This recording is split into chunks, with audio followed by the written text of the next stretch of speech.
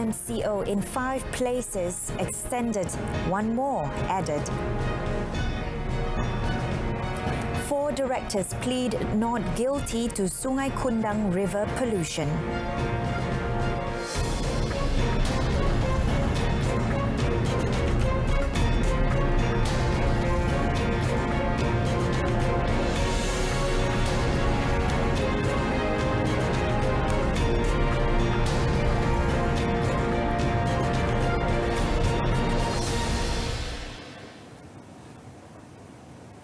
Good evening, I'm Renee Fong and you are watching News at 10. The Enhanced Movement Control Order, EMCO, in 5 locations is extended for another 2 weeks because of continuous surge in COVID-19 daily cases. Senior Minister Security Datuk Sri Ismail Sabri Yaakob said the EMCO at the Mutiara Kasih Public Housing Project and Taman Khazanah Indah in Lahad Datu will be extended to 23rd November, while Plaza Hentian in Kajang, Putra Point in Negeri Sembilan and Kampung Haji Baki in Sarawak will be extended till 24th November.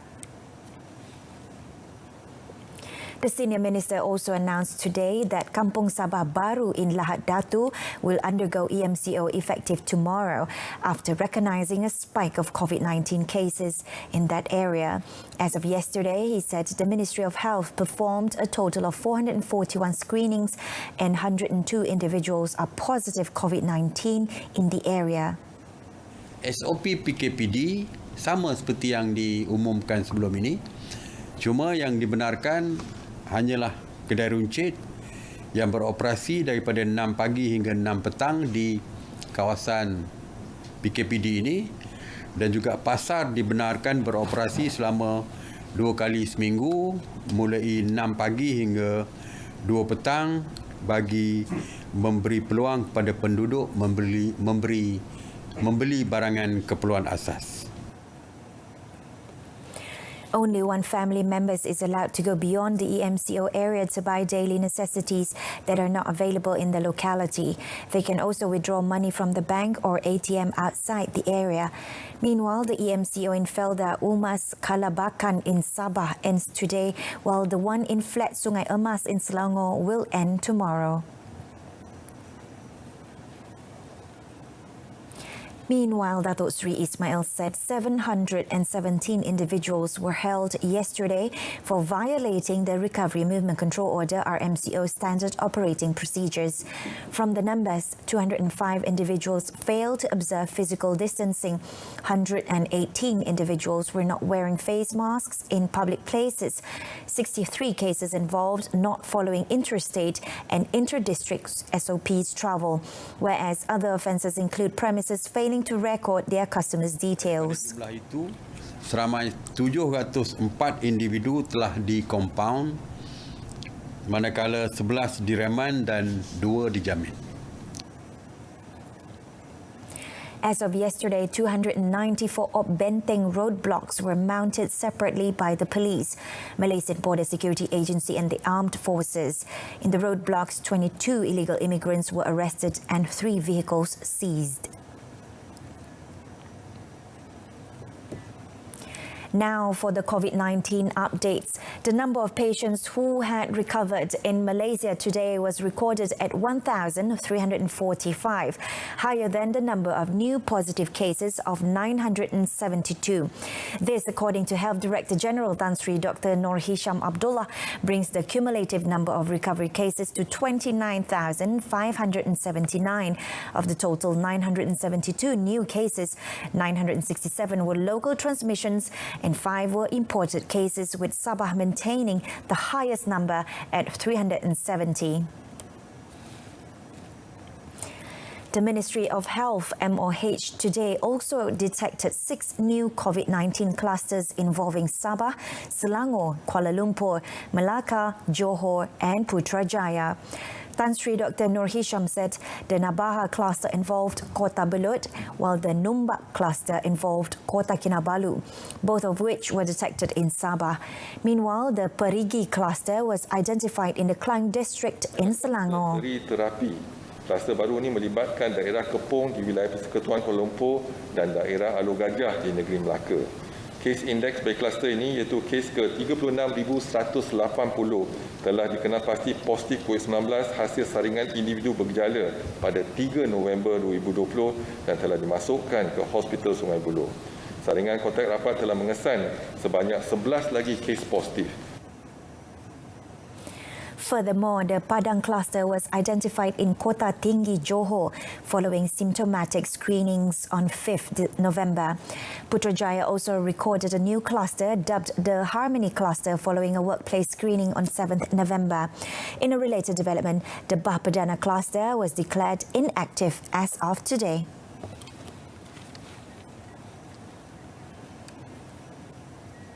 Petroleum Nasional Berhad's board has decided to approve an additional 10 billion ringgit dividend payment to the federal government by the end of November following the unprecedented challenges brought about by the COVID-19 pandemic. Petronas in a statement said in order to ascertain that the extra dividend is affordable, the board first satisfied itself that the company could comfortably continue to fund its operations, service its debts and meet its obligations as well as invest in its future growth. At the same time, the national oil company remains dedicated in preserving cash and strengthening its financial resilience during this challenging time. Petronas was previously committed to maintain the scheduled 24 billion ringgit dividend payment to the government based on its financial year 2019's performance. According to the statement, the company has fully paid the dividend as planned for this year and has also paid a dividend totaling 54 billion ringgit, including a special dividend of 30 billion ringgit to the government last year. 95,161 individuals have obtained jobs through the National Employment Services Portal, My Future Jobs, launched on 15th June. Deputy Human Resources Minister Awang Hashim told the Dewan Rakyat today that 44,940 of them are within the age range of 20 to 29 years old, which includes graduates. Beberapa inisiatif sedang dan akan dilaksanakan oleh kerajaan, antaranya penambahbaikan ekosistem tenaga bakat muda negara dan pembangunan keboleh pasaran gradual melalui pelaksanaan program oleh Telenkop. Pencapaian aktiviti bagi tahun 2020 sehingga 6 November 2020 seramai 3,037 orang telah menyertai program latihan industri berstruktur Structure Internship Program SIP. Seramai 128,000 orang yang telah menyertai Nurturing Expert Talent ataupun NEXT dan juga seramai 6,922 orang telah menyertai Scholarship Talent Attraction and Retention ataupun STAR. Furthermore, under the Penjana Economic Regeneration Plan, Awang said 4,724 individuals have been placed under the My Apprentice program. As for the Hire Malaysia program, over 56,000 local prospects have been employed. The government remains committed to continue the Integrated River Basin Development Project (PLSB) in Sarawak River to address flood problems in the area. According to Deputy Minister of Environment and Water, Datuk Dr. Ahmad Masrizal Muhammad, the 191 million ringgit project is currently in the process of detailed design and tender process is scheduled to start next year. He also said that the project is expected to complete by 2025. Explaining further at the Dewan Rakyat, he said a total of 22 flood mitigation projects in Sarawak involving 561 million ringgit have been approved in the 11th Malaysia Plan, adding that an allocation of 88.4 million ringgit has been channeled for the purpose of carrying out river conservation work in the state. Kerajaan pusat juga melalui Kementerian Sekitar dan Air telah memperuntukkan sebanyak 5.1 juta kepada Kerajaan Negeri Sarawak bagi melaksanakan projek rangsangan ekonomi ataupun PRE yang berangkumi kerja-kerja menaik taraf dan pengukuhan tebing sungai, membaik pulih ban, menaik taraf sistem perpaitan sedia ada serta pengorekan dan juga pembersihan serta masuklah membuang secara semua kelodak, membaik pulih laluan sungai atau river trail, denai, laluan penyelenggaraan dan sebagainya. The government will soon announce the exact allocations for all schools nationwide under Budget 2021, including the vernacular institutions. Human Resources Minister Datuk Sri M. Saravanan said this following discontent among the Indian community, who claimed that they have heard nothing about allocations for the Tamil schools. Speaking to reporters at the Parliament lobby today, he explained that allocation for the Tamil schools is included in the Education Ministry's 50 billion ringgit budget. Di mana Yang Berhormat Menteri Pendidikan telah mensyorkan bahawa dalam masa terdekat Yang Berhormat Menteri Pendidikan akan mengumumkan pecahan-pecahan untuk sekolah-sekolah. Maka saya minta masyarakat India sabarlah sehingga pengumuman dibuat oleh Yang Berhormat Menteri Pendidikan. Cuma kali ini kita telah berubah dari segi pendekatan. Daripada mengumum secara berasingan, Yang Berhormat Menteri Keuangan telah membuat pengumuman dari segi dasar. Previously, Finance Minister Tengku Datuk Sri Zafrul Abdul Aziz in his Budget 2021 speech announced an allocation of 50.4 billion ringgit for the Education Ministry, which is equivalent to 15.6% of total government expenditure. The latest political development in the United States is hoped to bring about a positive change to the Israel-Palestine conflict. Deputy Foreign Minister Datuk Kamaluddin Jaafar said Malaysia will continue to support the establishment of a sovereign Palestine country through the two-state solution on the 1967 borders with Jerusalem as the capital. Kita mempunyai dan meletakkan harapan supaya perubahan pentadbiran di Amerika Syarikat itu, dan ada kita baca kenyataan-kenyataan sebelum ini sedikit memberi harapan positif untuk perubahan yang lebih baik dalam suasana Palestin Israel ini. Tetapi apapun kita harus berusaha supaya apa yang kita hajati di kalangan negara-negara seluruh dunia untuk melihat Palestin terwujud dalam sebagai sebuah negara yang bebas, mestilah kita teruskan dengan adanya pentadbiran yang baru di Amerika Syarikat ini. Speaking at the Dewan Rakyat, the Deputy Minister also said that the Organisation of Islamic Cooperation (OIC) as well as the United Nations can still play their vital role in resolving the conflict. He further explained that Malaysia is a committee member in the OIC on the Palestinian issue and also a member of the contact group on defending the cause of Palestine and Al-Quds Al-Sharif.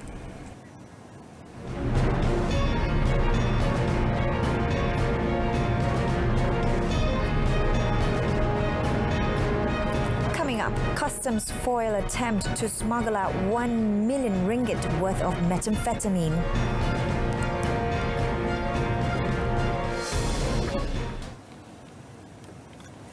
Four directors of a palm oil processing company were charged at the Selayang Sessions Court today in connection with the pollution of Sungai Kundang in Rawang. Ong Seng Kek, 71, Lo Zhiwai, 66, Ong Chi Ming, 34, and Xiao Li Chen, 66, pleaded not guilty before Judge Shafira Muhammad Said. According to the charge sheet, the four had with common intention released waste from the premises of their company, United Finiolio Sdn Berhad, into a drain which leads into Sungai Kundang without license. The offence was allegedly committed on 22nd October. They were jointly charged under Section 25, Subsection 1 of the Environmental Quality Act 1974, which carries a jail sentence of up to 5 years or a fine of up to 100,000 8,000 ringgit or both if convicted. Judge Shafira then set bail at 50,000 ringgit in one surety for each accused. Meanwhile, in the magistrate's court, all 4 accused claimed trial to harbouring 8 illegal Myanmar immigrants without valid permits under Section 55E subsection 2 of the Immigration Act 1959-63. The offence was allegedly committed on 26 October. The directors face a fine of between 5,000 and 30,000 ringgit or an imprisonment term not exceeding 12 months or both for each illegal immigrant found at the premises if found guilty. Magistrate Hafizah Rajuni set bail at 5,000 ringgit in one surety for each accused. Their cases will be up for mention on 7th December. It was reported that 11 people were arrested at a palm oil processing plant in connection with the pollution detected at Sungai Kundang. A businessman with the Datuk title faces 2 accusations of blackmail using a gun and for allegedly causing hurt to a woman last month. The case was stated before Magistrate Muhammad Izzuddin Muhammad Shukri at the Kota Baru Magistrates Court, Kelantan.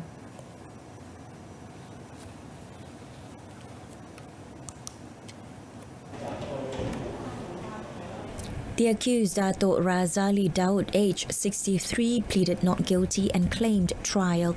According to the first charge, the accused was alleged to have threatened Fauzilah Muhammad, 53, with a gun at Jalan Long Yunus in Kota Baru at 11 a.m. on 28 October. Meanwhile, for the second charge, the accused was alleged to have intentionally injured Fauzilah at the same time, date and place. The first charge was made according to Section 506 of the Penal Code, punishable under the same section, which carries a sentence of maximum 7 years jail or a fine, or both upon conviction. The second charge was made according to Section 323 of the Penal Code, which carries a sentence of up to a year or imprisonment or 2,000 ringgit fine, or both upon conviction. The accused was allowed 8,000 ringgit bail with one surety. The case is set for re-mention on 21st December next month. The Customs Department foiled 2 attempts to smuggle some 7.07 kilogram of methamphetamine worth 1.06 million ringgit out of the country last week. They also detained 2 businessmen aged 29 and 39 to assist in investigations. One was detained in Butterworth, Pulau Pinang, while the other was nabbed in Selayang, Selangor. The drugs wrapped in tin foil were declared as electronic circuit boards, which were headed for Oceania. Deputy Customs Department Director General Enforcement and Compliance, Datuk Johari Alifia, said, acting on a tip-off at 12:45 p.m. last Sunday, a team from the Customs Department's Pulau Pinang Narcotics Unit carried out checks at a courier company in Taman Perusahaan Nyaman Mutiara in Bayan Lepas. He said that they found 8 parcels declared as electronic circuit boards with the addresses of 3 senders in Kuala Lumpur. Perampasan ke semua 8 parcel tersebut, dan hasil pemeriksaan pasukan telah menemui 18 bungkusan timah di dalam alat elektronik circuit board itu, dan kesemua 18 bungkusan telah dibuka dan ditemui 18 bungkusan plastik lut sinar mengandungi hablum kristal yang disyaki dadah jenis metafetamin anggaran berat 6,075 gram. Briefing reporters today, Datuk Johari said in a follow-up operation, the team detained a 29-year-old businessman along with a parcel to be sent also to Oceania at the same courier company. The drugs, believed to be methamphetamine, weighed about 1 kilogram with a street value of 150,000 ringgit and 450. Interrogation on the businessman also led to the arrest of another businessman aged 39 last Friday in Selayang, Selangor. Both have been remanded to assist investigations under Section 39B of the Dangerous Drugs Act 1952 for drug trafficking. Altogether, the methamphetamine weighs about 7.07 kilogram with a street value of 1.06 million ringgit. An initial investigation showed that the syndicate has been active for about a month. The Ministry of Domestic Trade and Consumer Affairs, KPD and HEP, will place 2,300 of its personnel at hotspots around the country ahead of the Deepavali celebration. Deputy Secretary General of KPD and HEP, Dr. Alauddin Sidal, also advised consumers to channel any complaints directly to KPD and HEP if there is a price manipulation by traders. Dr. Alauddin said the complaints can be made via the ministry's portal, email, hotline or through its smartphone app Easy Adu KPDN HEP. This is to ensure that wholesalers and retailers follow the festive season's price control scheme enforcement to prevent profiteering. Keperluan 20 barangan yang kita dah senaraikan di bawah item barangan harga maksimum itu adalah barangan keperluan yang sememangnya mendapat permintaan yang tinggi untuk mereka membuat persiapan sempena menyambut musim perayaan, jadi mereka boleh memanfaatkannya lah skim ini. Dan untuk pihak peniaga kita melaksanakan, kalau tengok tadi itu skim harga maksimum, kalau sekiranya gagal untuk mematuhi skim harga maksimum untuk 20 barangan yang ditetapkan di bawah ni, maka mereka boleh dikenakan tindakan di bawah Akta Kawalan Harga dan MT Pencatutan 2011. The Deepavali Price Control Scheme enforcement comes into effect today until 17th November. Meanwhile, various counterfeit items worth 1.54 million ringgit were disposed by KPD and HEP in Kelantan. According to its director, Adnan Abdul Rahman, the amount involved an estimated value of 50,000 ringgit in numerous imitation branded goods from 752 cases since the beginning of the year. This, he said, includes various handbags, trousers, clothing, pirated CDs, as well as food and beverages with forged halal certifications. Saya bagi pihak KPDN HEP Negeri Kelantan memberi amaranlah kepada mana-mana individu atau sindiket yang melibatkan penyelewengan serta penyeludupan barang-barang kawalan supaya menghentikan kegiatan kerana tindakan tegas akan diambil, termasuk kenderaan dilucut hak kerana terlibat dalam aktiviti tersebut. He said this at media conference after the disposal at the KPD and HEP exhibit storage in Pengkalan Chepa, Kota Baru. This is the 5th imitation branded goods disposal conducted by KPD and HEP this year. FC made Malaysia Cup history by reaching the quarterfinals for the very first time with a stunning 3-2 win over Kelantan at the Manjong Stadium yesterday. In their previous outings in the Malaysia Cup in 2017 and 2019, the varsity side had only managed to finish last in the group stage. UiTM FC coach Frank Bernhard always stressed the importance of early goals, and his boys did exactly that against Kelantan. UiTM struck as early as the 13th minute through a headed goal by Arif Anwar after he was set up by Lebanese midfielder Rabi Ataya. It took the varsity side just 2 minutes to double their lead when Gustavo dos Santos evaded a sliding tackle from Kelantan player Azwan Aripin and passed to Rafi Yaakob, who duly scored. In the second half, Kelantan showed some tenacity as they upped their game as the Red Warriors quickly cancel out UiTM's 2-goal lead with strikes in the 61st and 63rd minutes through Daniel Ashraf Abdullah.